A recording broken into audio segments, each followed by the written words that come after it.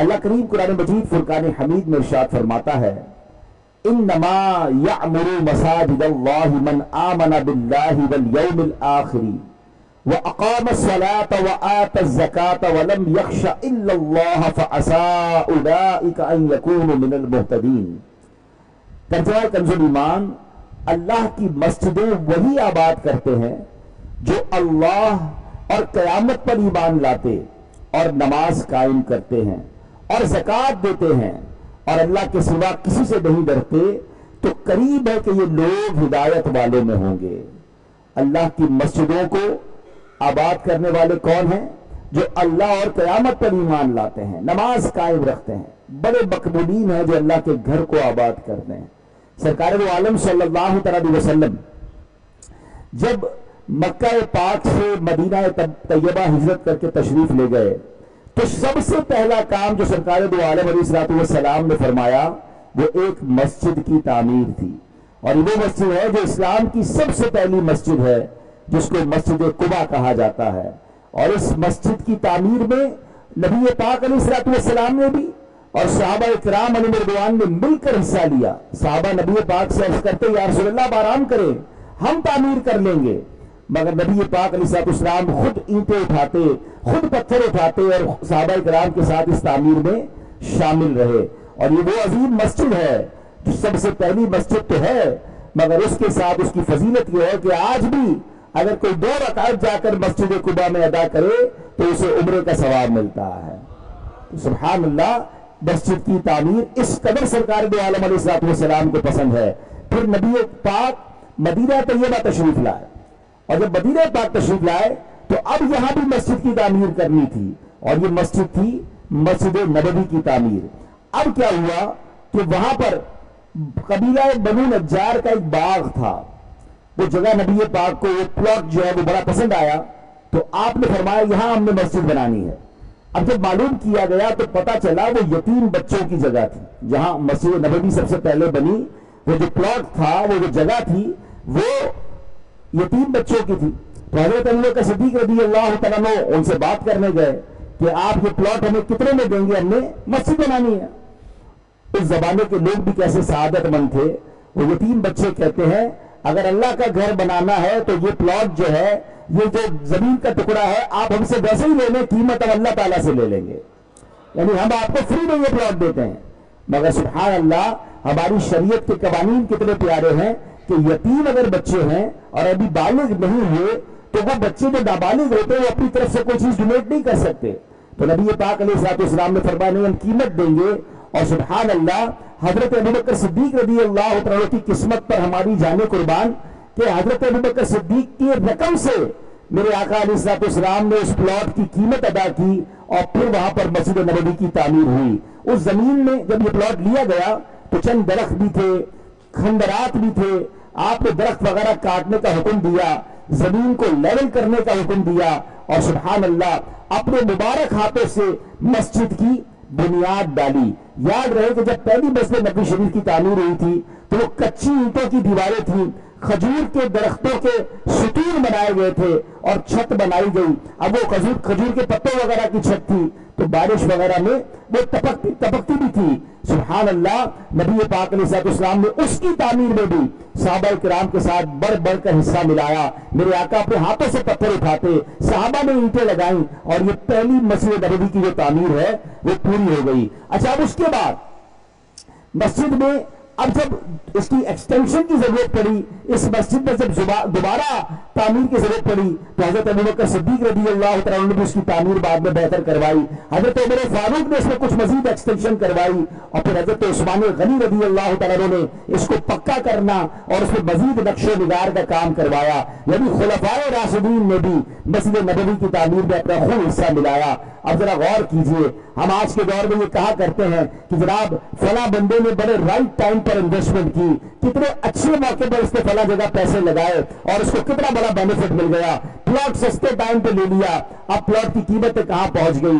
مگر خدا کی قسم، حضرت ابوبکر صدیق رضی اللہ تعالیٰ کی قسمت دیکھیے کہ اللہ نے ان سے کیسی انویسٹمنٹ کروائی کہ جب مسجد نبوی کا پہلا پلاٹ لیا گیا وہ कीमत अदा की हजरत अबू बकर सिद्दीक रज़ी अल्लाह तआला के माल से अदा की गई। और सुभान अल्लाह, नबी पाक अलैहिस्सलाम और हजरत अबू बकर सिद्दीक का आपस में ताल्लुक कैसा था कि मेरे आका अलैहिस्सलाम सिद्दीक अकबर रज़ी अल्लाह तआला का माल ऐसे इस्तेमाल करते थे, ऐसे इस्तेमाल फरमाते थे जैसे अपना माल इस्तेमाल फरमाते हैं। और अब आप देखें कि उस दिन से लेकर यानी मोर देन 1400 years ago, 1400 साल पहले हजरत अबू बकर सिद्दीक रज़ी अल्लाह तआला ने ये इन्वेस्टमेंट की है। और आज तक, बल्कि मस्जिद नबवी में क़यामत तक जितने सजदे होते रहेंगे, जितनी तिलावत होती रहेगी, जितने एतकाफ होते रहेंगे, जितनी अजानें होती रहेंगी, सबका सवाब सैयदना अबू बकर सिद्दीक रज़ी अल्लाह तआला को मिलता रहेगा। तो ये वो नेकियां हैं जो हमारे जाने के बाद भी बाकी रहती हैं। सुभान अल्लाह, ऐसी खूबसूरत अहादीस हमें मिलती हैं कि नबी पाक अलैहिस्सलाम का फरमान आलीशान है। अल्लाह के हबीब अलैहिस्सलाम फरमाते हैं, मन बना मस्जिदन लिल्लाहि तआला बनल्लाहु लहू बैतन फिल जन्नह। अल्लाह के हबीब फरमाते हैं, जो अल्लाह ताला के लिए मस्जिद बनाएगा, अल्लाह अज़्ज़ा वजल उसके लिए जन्नत में घर बनाएगा।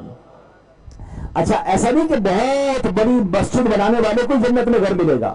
एक और हदीस पाक सरकार द्वारा अलैहिस्सलाम फरमाते, मन बना लिल्लाहि मस्जिदन सगीरन काना औ कबीरन बदल्लाहु लहू बैतन फिल जन्नह।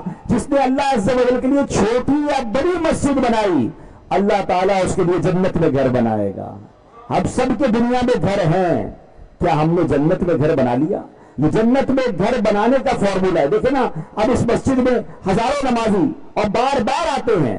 जिन जिन लोगों ने इस मस्जिद को बनाने में इब्तिदान में हिस्सा मिलाया या बाद में हिस्सा मिलाएंगे, सजदे होते रहेंगे, नमाजें होती रहेंगी, तिलावत होती रहेगी, एतकाफ होते रहेंगे, बयानात होते रहेंगे। और हम में से बहुत सारे लोग, बल्कि सब नहीं जाना है, सब चले जाएंगे, मस्जिद क़यामत तक बाकी रहती है। मस्जिद के एक और खूबसूरत सिनेरियो समझिएगा। जब मस्जिद बनती है ना, उस प्लॉट के बारे में क्या फैसला होता है कि ये प्लॉट वक्फ कर दिया जाता है, मस्जिद के लिए वक्फ कर दिया जाता है। वक्फ के माना क्या है? वक्फ इलल्लाह, याद रखिएगा। जब भी कोई जगह अल्लाह के लिए वक्फ हो जाए, तो दुनिया में किसी बंदे की मिल्कियत नहीं होती है। यानी वो प्लॉट बंदे की मिल्कियत नहीं होता, वो अल्लाह की मिल्क में चला जाता है। इसके बाद किसी को राइट नहीं होता कि उस प्लॉट में कुछ और काम कर सके, क्योंकि जब वो अल्लाह का हो गया तो अब क़यामत तक के लिए उसकी कैटेगरी चेंज नहीं हो सकती।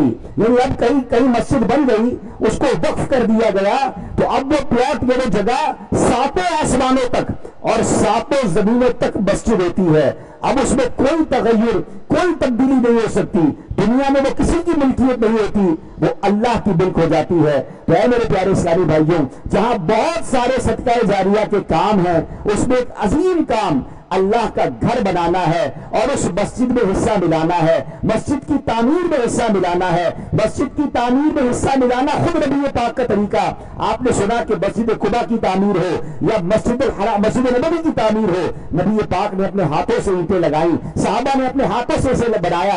और सुभान अल्लाह, हमारा इस्लाम सिर्फ अमीरों के लिए बरकतें नहीं बयान करता, गरीबों की दिलजोई का सामान कैसे है। हो सकता है हमारे कुछ गरीब भाई सोच रहे हैं कि हम तो मस्जिद पूरी नहीं बना सकते, तो क्या हमें जन्नत में घर नहीं मिलेगा?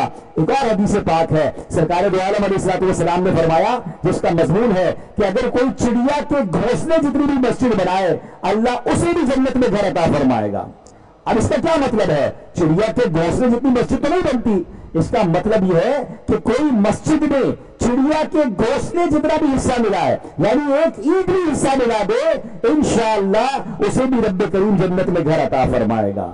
तो ये वो नेकियां हैं जो नसीब वालों को हासिल होती हैं। और सुभान अल्लाह, हम खुश नसीब ये हैं कि हमारे इस इलाके में जामा मस्जिद फैजान मरियम जिसमें नमाज पढ़ रहे हैं, उसकी तामीरात जारी हैं। अल्लाह सलामत रखे उन आशिकान रसूल को जिन्होंने इस प्लॉट, बहुत कीमती प्लॉट है, आप समझ सकते हैं DHA के अंदर, और ये भी मेन रोड पे कॉर्नर का प्लॉट, ये आसान नहीं था। यकीनन आशिकान रसूल ने हमारी मदद की और ये प्लॉट खरीदा गया, करोड़ों रुपए में खरीदा गया, और अब उसकी तामीर भी माशाअल्लाह करोड़ों रुपए से हो रही है। अब तो सिर्फ फिनिशिंग का काम बाकी है। तो मैं ये समझता हूं कि हर नमाजी के लिए, मुझे लाइव सुनने वाले हर आशिक रसूल के लिए मौका है कि माशाअल्लाह, देखिए लोग पहले दुकान लगाते हैं, फैक्ट्री लगाते हैं और फिर उम्मीद करते हैं कि जनाब उसमें कारोबार चले। बाज लोगों का चलता है, बाज लोगों का नहीं चलता, आइडिया फेल हो जाता है, बिजनेस उस तरह ग्रो नहीं करता। ہم تو اس مسجد کی بات کر رہے ہیں جو پوری بھری ہوئی ہے، جہاں ہر جمعے کو ماشاءاللہ سینکڑوں ہزاروں نمازی آ رہے ہیں، باقی نمازوں میں نمازوں کا سلسلہ جاری ہو چکا ہے، یعنی یہ چلتی ثواب کی فیکٹری ہے، ثواب کا میٹر جاری ہے۔ اور اب ہر نمازی کے لیے، ہر عاشق رسول کے لیے موقع ہے کہ جو اس کی تعمیرات کا کام ابھی باقی ہے، ماشاءاللہ ماربل لگ رہا ہے، اب اس کی کھڑکیاں اور اس کے بعد اور بہت سارے فنیشنگ کے کام ہیں، تو مسجد کا دل کھول کر تعمیر کر لیں، یہ جنت میں گھر بنانے کا موقع ہے۔ اور یہاں میں ایک اور مشورہ دینا چاہوں گا کہ وہ لوگ جن کے والدین دنیا سے چلے گئے، جیسے یہ فیضان مریم جو ہے، یہ ایک ہمارے بھائی ہیں ماشاءاللہ یہاں موجود بھی ہیں، ان کی والدہ اللہ ان کی مغفرت فرمائے، ان کے نام پر ان کے یہ سب انسان ثواب کے لیے بنائی گئی اور انہوں نے ماشاءاللہ میں کثیر رقم مسجد کے لیے دی۔ تو یاد رکھیے یہ بچوں کی طرف سے والدین کے لیے بہترین تحفہ ہوتا ہے کہ اگر ہمارے ماں باپ دنیا سے چلے گئے ہیں اور اللہ نے نوازا ہے تو ہم اپنے ماں باپ کو جنت کا گھر دلوا دیں۔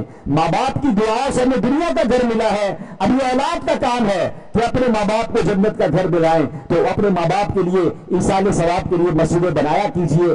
اللہ کی رحمت سے آپ کی دعوت اسلامی دنیا میں کم و بیش ہر طرف مساجد 500-600 مساجد سال کی بناتی ہے، تو آپ جب بھی مسجد بنانے کا ارادہ رکھیں، مسجد میں حصہ ملانے کا ارادہ رکھیں تو آپ ہم سے تعاون کر سکتے ہیں۔ تو میں امید کرتا ہوں کہ ہر نمازی انشاءاللہ مسجد کے لیے باہر اسٹال بھی لگا ہوا ہوگا، آپ اپنی رقم بھی دے سکتے ہیں، اپنی نیتوں کا بھی اظہار کر سکتے ہیں۔ تو میں گزارش کروں گا کہ ہر نمازی اس پہ ضرور اپنی حیثیت کے مطابق حصہ ملائے، اور جن کو اللہ نے نوازا ہے وہ اس کا پورا ہم سے ٹارگٹ لے لیں کہ بھائی ایک فلور میں جو فنیشنگ کا کام ہے وہ آپ میرے ذمہ کر دیں، فرسٹ فلور ہمارے ذمہ کر دیں، یہاں انشاءاللہ مدرسہ بھی ہوگا، یہاں نیکی کے مزید بھی کام ہوں گے، آپ کا تعاون ہوگا تو یہ شاندار اور عالی شان مسجد ہمارا بنانے کا پلان ہے۔ ہماری انشاءاللہ نیت ہے یہ سینٹرلی ایئر کنڈیشن ہو، اس کے اندر جناب بہترین ماربل لگے، ڈی ایچ اے کے لحاظ سے یہ خوبصورت مسجد ہمارا بنانے کا ارادہ ہے۔ ظاہر ہے کہ اللہ کا گھر ہے، اپنے گھر ہم خوبصورت بنائیں اور اللہ کا گھر ویسا نہ بنائیں تو انشاءاللہ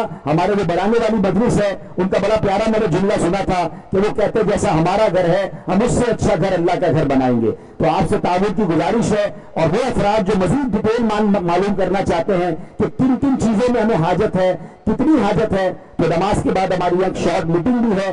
آج میں آپ کے پاس آیا ہوں، انشاءاللہ نماز پڑھیں گے، صلاۃ الصلاۃ کے بعد ہم ایک شارٹ میٹنگ کریں گے۔ تو آپ میں سے جو لوگ بیٹھنا چاہیں اور ہم سے معلومات کرنا چاہیں کہ مسجد کی تعمیر میں کیا کیا چیزوں کی حاجت ہے، تقریباً جو میری معلومات ہے ہمیں پوری مسجد کو کمپلیٹ کرنے کے لیے کم از کم 3 کروڑ روپے کی حاجت ہے، اور ڈیٹیل ہم آپ کو انشاءاللہ بتا دیں گے۔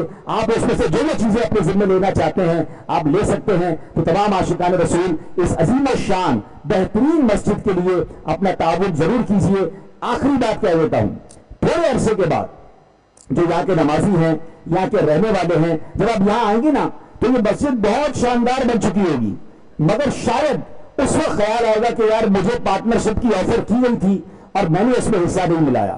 یہ تعمیر تو ہو جانی ہے، میں حصہ ملاؤں یا نہ ملاؤں، آپ حصہ ملائیں یا نہ ملائیں، یہ گھر کس کا ہے؟ ذرا مل کر جواب دینا۔ اللہ کا گھر ہے، اللہ نے بندے بھیجنے ہیں، ابھی تک بھی رب نہیں بھیجے، دلوں میں خیال بھی اللہ ہی ڈالتا ہے۔ ہم کچھ بھی نہ کریں، یہ کام نہیں رکنا، یہ مسجد میں بن جانا ہے، انشاءاللہ شاندار تعمیر ہو جانی ہے، مگر بعد میں شاید ہمیں یہ خیال آئے کہ یار میرے محلے میں، میرے علاقے میں ہمارے قریب ایک شاندار مسجد بن رہی تھی، ہمیں کہا گیا تھا، ہم نے اس میں حصہ ملا دیتے تو ہمارے لیے صدقہ جاریہ ہو جاتا۔ تو گولڈن چانس ہے، اور بیان کے شروع میں نے بات کہی تھی کہ جمعہ کی ایک نیکی 70 نیکیوں کے برابر ہے۔ تو جو نیکی آپ آج کریں گے، آج نیت کریں گے، آج حصہ ملائیں گے، انشاءاللہ اس کا ثواب اور اجر بھی زیادہ ملے گا۔ اللہ پاک ہمیں اپنی راہ میں دل کھول کر خرچ کرنے کی توفیق عطا فرمائے۔